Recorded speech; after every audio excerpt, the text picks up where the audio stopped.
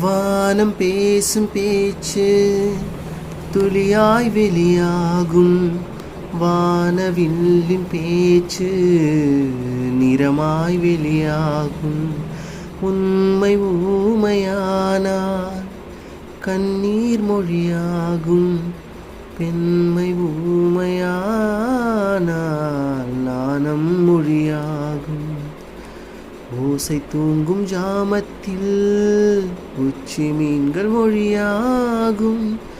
ஆசை தூங்கும் இதயத்தில் அசைவு கூட மொழியாகும்.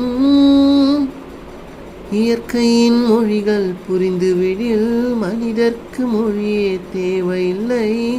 இதயத்தின் மொழிகள் புரிந்துவிடில் மனிதர்க்கு மொழியே தேவையில்லை. காற்றின்